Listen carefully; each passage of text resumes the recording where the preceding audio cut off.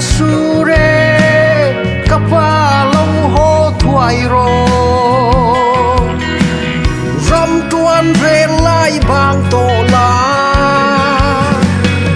khi chắc tiếng tang sang son rua pui van on asur ang ti kapa i khai lên tan i tuan zel ang mo nung cha sir va kham thiam te pon kiang zai an re le kapa i khai lên tên ang ngur nun kan yang ve nan i tuan zel ang mo ret thai fe om tin reng tua ri wo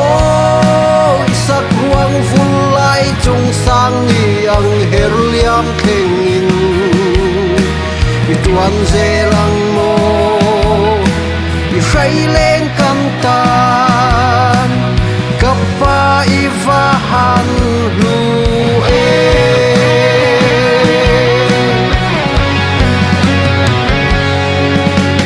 xóa pan phai khai vô re thái lệ khai lên tết ta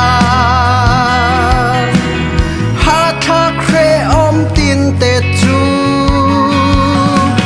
kian san re lo vin toar ze le mang an lung ngay nakar apo kapa lim ten i lâu tuar dai zel amo kan tan i in lam na te hi avahan sang kapa i khai lên ten ang ngur nun kan yang ve nan i tuan zel ang mo ret thai fe om tin reng tua ri wo sak ruang vun lai chung sang ni ang her liam theng in i tuan zel ang mo i khai lên kan tan kapa iva han lu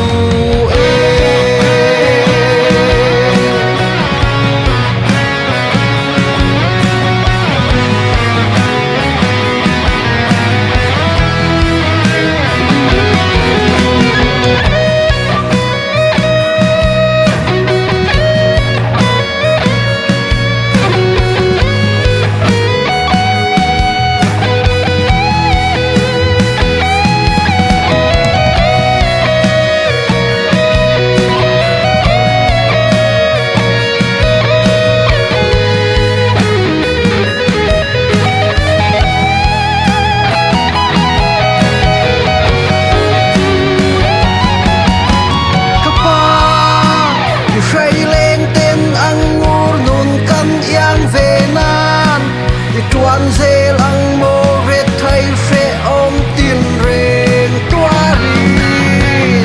wo sak ruang vun lai chung sang ni ang her liam theng in tuan zel ang mo i khai lên kan tan kapa iva han lu wo sak ruang vun chung sang ni ang her liam theng